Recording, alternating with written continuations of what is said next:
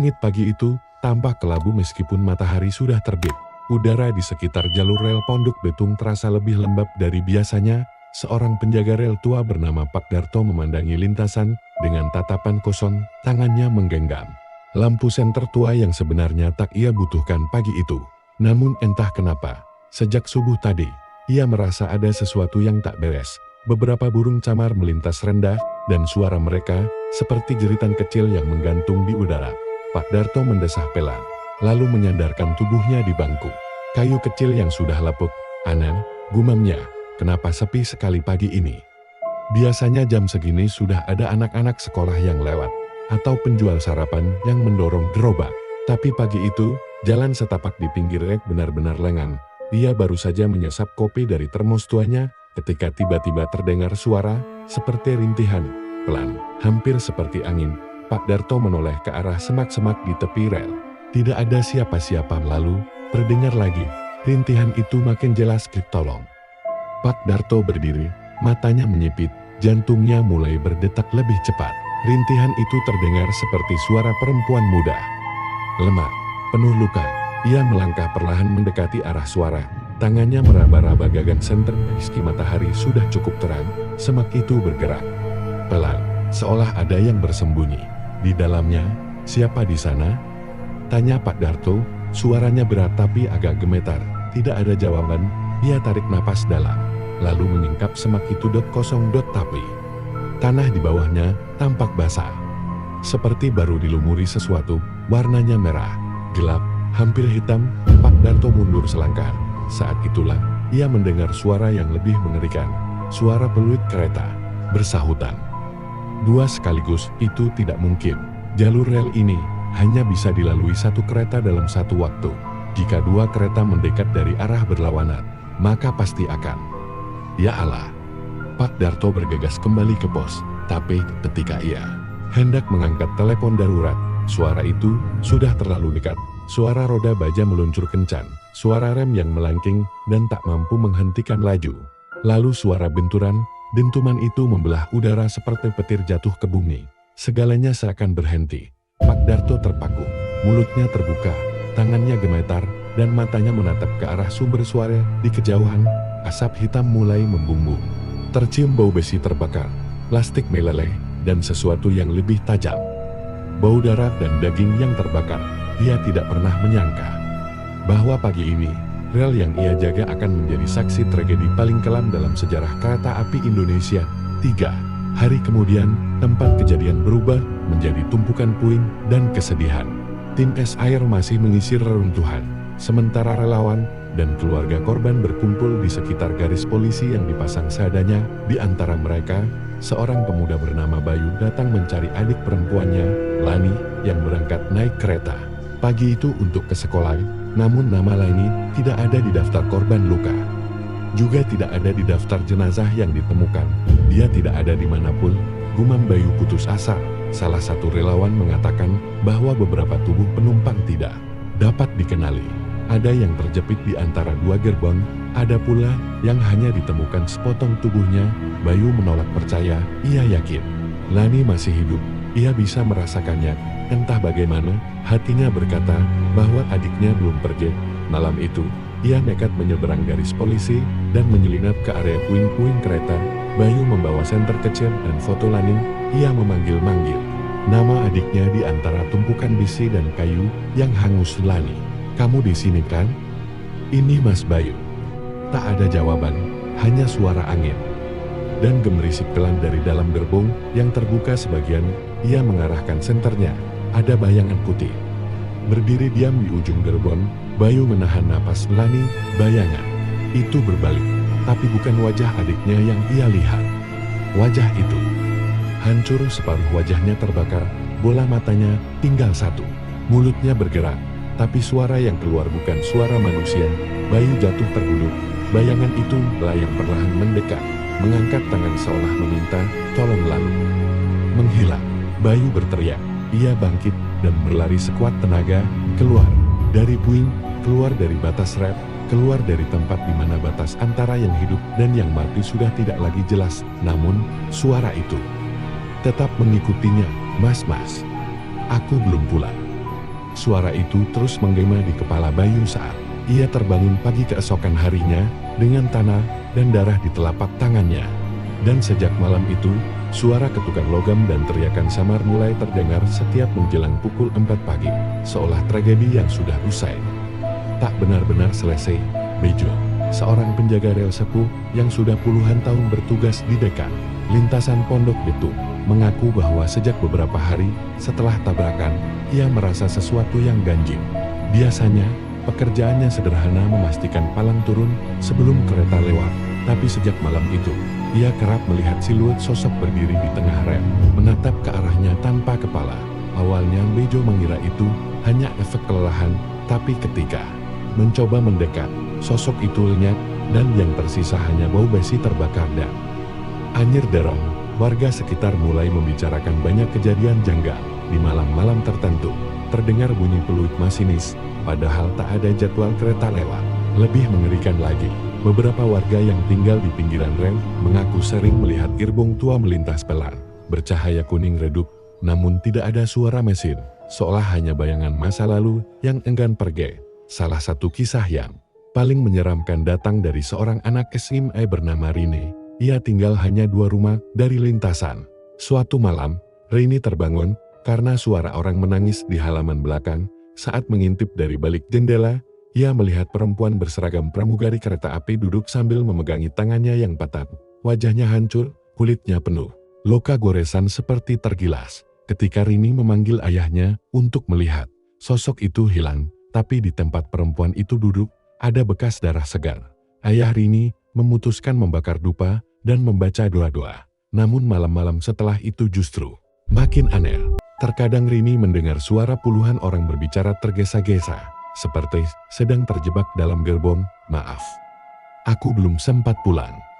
Bapak, tolong jemput aku mati. Aku sudah mati ya. Suara-suara itu datang entah dari mana, bahkan setelah semua jendela ditutup rapat, mereka tetap bisa didengar. Menyelinap masuk seperti kabut. Para petugas PT KAI yang bertugas membongkar bangkai gerbong juga mengalami hal serupa. Salah satunya, Pak Samsul, mengatakan bahwa saat ia memotong bagian gerbong ketiga, ia melihat kepala manusia terjatuh dari balik tumpukan besi. Tapi saat diperiksa ulang oleh tim forensik, tidak ada apapun di sana, tapi saya lihat sendiri, kata Pak Samsul. Kepala itu, matanya masih terbuka dan menatap saya. Ia berhenti kerja 2 hari kemudian. Pihak kepolisian mencoba menenangkan warga, katanya itu hanya trauma massal, perasaan bersalah kolektif, dan stres pasca kecelakaan, tapi semakin banyak yang mendengar langkah kaki di rel setiap malam. Bahkan di luar Jakarta, sejumlah keluarga korban mengaku mendapat mimpi yang serupa, anak atau saudara mereka datang, masih berseragam sekolah atau kerja, meminta izin untuk pulang. Namun wajah mereka tampak hancur, dan suara mereka tercekat oleh dari logam. Salah satu kisah paling mengguncang datang dari Tia, perawat rumah sakit Fatmawati. Ia menangani para korban luka yang berhasil dievakuasi. Beberapa minggu setelahnya, Tia merasa ada pasien yang terus memanggil namanya dari kamar 03 setiap malam. Padahal kamar itu digunakan untuk jenazah sementara saat tragedi terjadi. Tia akhirnya meminta mutasi ke ruang berbeda, tapi sebelum pergi, ia menyempatkan diri membuka kamar 3B untuk terakhir kalinya. Dan di dalam, di salah satu ranjang besi tua, terlihat selembar tiket kereta api dengan noda darah kering. Tanggalnya, 19 Oktober tahun 1987, hari kecelakaan. Cerita ini menyebar dengan cepat. Beberapa relawan bahkan mencoba melakukan pembersihan spiritual di rel Bintaro. Namun para pemuka spiritual yang datang justru jatuh sakit setelah kembali. Tempat ini bukan hanya tempat kematian, kata salah satu dari mereka, tapi juga tempat jiwa-jiwa yang terperangkap. Mereka tidak tahu bahwa mereka sudah mati. Mereka masih merasa sedang dalam perjalanan menuju rumah, dan ketika malam semakin larut dan rel sepi dari lalu lintas, langkah-langkah mulai terdengar lagi. Perlahan, namun semakin dekat dan konap. Suara itu berasal dari arah gerbong ketiga, tempat paling banyak korban ditemukan. Dalam kondisi mengenaskan, gerbong ketiga menjadi pusat dari banyak kisah paling kelam sejak tragedi itu terjadi. Bahkan di antara para petugas evakuasi, gerbong ini disebut ruang diam, bukan karena sepi, Tapi karena tak seorang pun bisa menjelaskan apa yang mereka alami di sana hari itu, seminggu setelah kecelakaan, Pak Darto, salah satu teknisi dari tim evakuasi perkereta apian, diperintahkan untuk memeriksa rangka bawah gerbong ketiga sebelum diangkut untuk pembongkaran. Gerbong itu tampak lebih utuh dibandingkan yang lain, namun sebenarnya justru menyimpan kengerian paling dalam saat Pak Darto memasuki kabin gerbong dengan senter menyala. Ia melihat sesuatu yang tak bisa dijelaskan. Semua kaca sudah pecah, kursi terpental, dan darah mengering di dinding, tapi ada satu kursi, paling belakang, yang tampak utuh. Di atasnya tergeletak tas kecil berwarna merah. Penasaran, Pak Darto membuka tas itu. Isinya buku doa, foto anak, perempuan berseragam SMP, dan sehelai rok sekolah penuh bercak darah. Lalu senter miliknya padam, gelap, sunyi, dan di tengah keheningan itu terdengar suara berbisik. "Palang, putus asa," seakan berasal dari dalam dinding gerbong itu sendiri. "Tolong, aku belum keluar." Pak Darto membeku, nafasnya tertahan. Lalu suara itu terdengar lagi, kali ini lebih keras. Gerbong ini belum kosong. Ia keluar dengan tubuh gemetar, dan sejak saat itu tak pernah kembali ke lokasi. Ia memilih pensiun dini. Beberapa hari kemudian, tim pembersih dari Dinas Kebersihan Jakarta ditugaskan untuk membersihkan bagian luar gerbong ketiga sebelum pemindahan. Salah satu dari mereka, Rojali, menemukan bercak darah segar di bawah rangka besi yang sudah dibersihkan 2 kali sebelumnya. Bukan hanya itu, di malam hari, suara ketukan logam dari dalam gerbong terus terdengar. Awalnya dianggap hanya akibat angin atau pelat logam, tapi ketukan itu memiliki ritme yang aneh seperti isyarat atau Kolmi, salah seorang mantan polisi militer yang ikut dalam evakuasi, bernama Pak Hendra, mengatakan ia menemukan sesuatu yang tak pernah ia laporkan secara resmi. Di bawah tumpukan bangkai logam, tepat di tengah gerbong ketiga, ada mayat wanita yang tubuhnya utuh, namun matanya terbuka lebar menatap langit-langit. Anehnya, ia tidak ditemukan oleh tim medis. Sebelumnya, tak ada data korban wanita yang sesuai. Lebih mengejutkan, ketika Pak Hendra melaporkan kejadian itu, mayat tersebut menghilang sebelum bisa dievakuasi ulang. Sejak saat itu, kabar beredar bahwa gerbong ketiga dihuni oleh satu arwah yang tak pernah terdata, tidak pernah dikenali, dan tidak pernah dicari. Ia menjadi penghuni tetap gerbong itu. Beberapa warga menyebutnya perempuan tanpa nama. Ketika gerbong dibongkar dan dikirim ke gudang penyimpanan kereta tua di pinggiran Depok, kejadian aneh berlanjut. Petugas jaga malam di gudang itu sering mendengar suara ketukan dari gerbong tua. Meski seluruh area sudah dikunci, beberapa dari mereka melihat sosok perempuan berjalan perlahan di lorong antar gerbong dengan kepala sedikit miring, seperti patang. Pihak PT KAI akhirnya memutuskan untuk menutup gerbong ketiga secara permanen. Gerbong itu kini dibungkus dengan terpal dan dibiarkan membusuk di ujung area, tak pernah disentuh lagi. Tapi bahkan setelah bertahun-tahun, warga sekitar gudang mengaku sesekali mendengar tangisan dari dalamnya. "Aku belum keluar. Jangan tinggalkan aku di sini."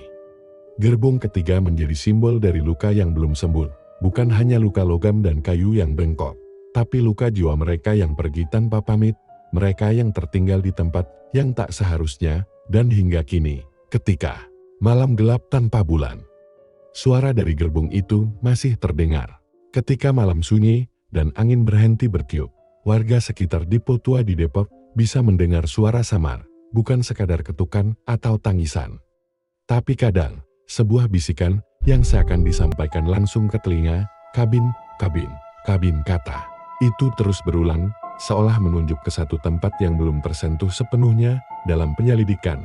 Kabin masinis. Selama bertahun-tahun, kabin masinis kereta ekonomi 225 dan 220 yang bertabrakan dibiarkan rusak. Bahkan ketika puing-puing sebagian besar kereta dibersihkan atau dilebur, bagian kabin tetap dipisahkan, seolah menyimpan sesuatu yang tak bisa dihancurkan begitu saja. Tim investigasi dari KNKT waktu itu mencatat bahwa masinis KA 225, Sukardi, dan asistennya, Tugiman, meninggal di tempat. Tapi salah satu saksi kernet angkutan kota yang rumahnya bersebelahan dengan rel mengatakan sesuatu yang tak pernah tercantum dalam berita. Ia melihat, tepat beberapa detik setelah tabrakan, pintu kabin kereta ekonomi terbuka sendiri dari dalam, keluar asap putih pekat. Tapi bukan hanya asap. Menurutnya, Ada sosok seperti pria berseragam masinis berjalan tertatih keluar api tanpa kepala. Cerita itu dianggap histeria. Namun puluhan tahun kemudian, ketika seorang YouTuber bernama Nando membuat konten eksplorasi rel Bintaro malam hari, kejadian aneh kembali terjadi. Dalam videonya, saat kamera mengarah ke arah rel yang sudah tidak aktif, muncul suara teriakan, "Tolong, hentikan keretanya." Padahal, tidak ada satupun dari kru yang mengucapkan kalimat itu, dan suaranya berat, seperti direkam dari radio tua yang rusak. Video itu viral. Banyak yang menduga bahwa suara tersebut adalah rekaman sisa komunikasi antara masinis dan pusat pengatur perjalanan kereta api 3K yang gagal tersampaikan sebelum tabrakan. Tapi beberapa netizen yang memiliki sensitivitas spiritual justru menuliskan komentar serupa, "Itu bukan suara minta bantuan, itu suara yang masih terjebak dalam tragedi." Hal ini memicu penyelidikan tak resmi dari seorang jurnalis independen bernama Siska. Ia mengumpulkan data, kesaksian, bahkan mencoba menyelinap ke bekas kabin kereta yang kini disimpan di bengkel perkeretaapian Purwakarta. Apa yang ia temukan? Lebih dari sekadar serpihan besi di dalam kabin itu. Pada malam hari, ia menyalakan perekam suara. Hasilnya, ada satu suara yang muncul di menit ke-13. Masih ada penumpang yang belum naik. "Jangan jalan dulu." Siska menggigil. Ia memutar ulang berkali-kali. Kalimat itu tak pernah ia ucapkan. Tidak ada orang lain di sana, namun suaranya terdengar sangat jelas, seperti masinis yang sedang berbicara lewat radio komunikasi. Dan yang paling mengerikan, saat Siska melihat waktu rekaman itu, 19:08 WIB. Itu adalah waktu pasti ketika tabrakan terjadi pada tanggal 19 Oktober tahun 1987. Sejak malam itu, Siska tidak pernah lagi muncul di media sosial. Beberapa orang yang mengenalnya mengatakan ia sering duduk diam di depan radio tua miliknya, menatap kosong, seolah menunggu pesan lanjutan.